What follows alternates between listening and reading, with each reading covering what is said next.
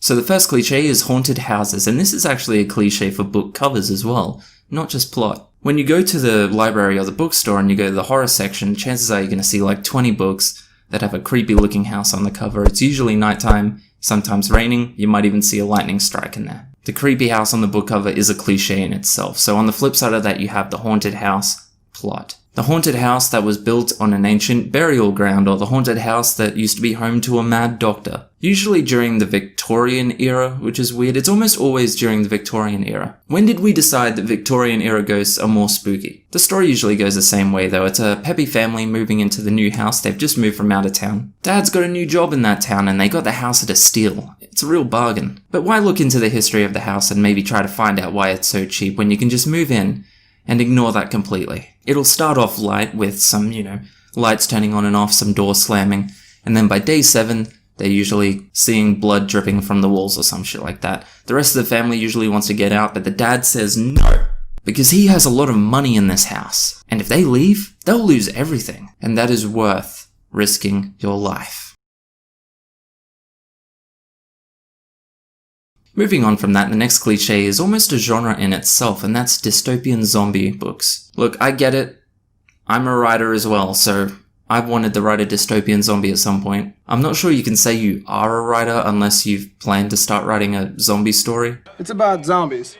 Zombies? And it's a relationship story, and there's a great love story in there that could be made into a movie, I think. The love story's between whom? The zombie and Carol. The zombie and the Carol is not a zombie? No, she's a regular person.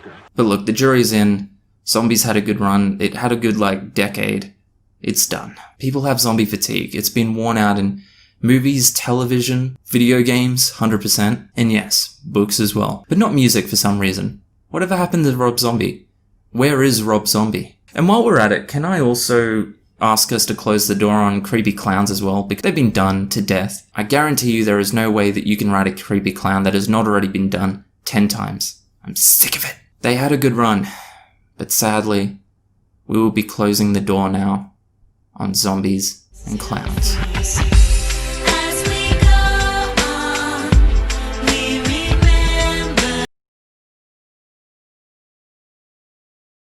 That is the creepy kid with the imaginary friend. I'm sick of it. I hate how shamelessly so much media has done this trope. The kid with the imaginary friend cliche, I'm sick of it.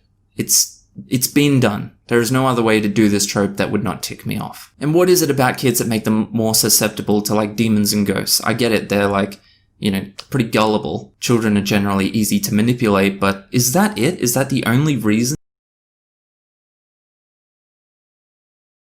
Next cliche kind of goes hand in hand with the haunted house. If I'm reading about a creepy house and they describe it as being on the edge of a forest, I know that there is going to be a forest chase. The forest chase isn't even exclusive to horror, it's done in pretty much every action story. I'm not going to lie, I kind of want to write one myself, it seems like fun. But the hard part is obviously going to be doing it in a way that is different, which is a bit hard to do when you're just writing about people being chased through some trees. Last but not least is the ambiguous ending, the ending that leaves the door open. This is another cliche I completely get. I think one of the most effective ways to make a horror story feel like a good horror story is to leave the reader with a lingering sense of doubt or suspense or something of that nature, and having the question, is this serial killer or monster really dead, is the best way to do that. But with that said, it is still a cliche. They'll either be shot or stabbed or blown up is a good one because where's the body? Who knows? But either the body will be gone, or they'll be looking at the body, but they'll turn away for a moment, usually when the police rock up, turn back,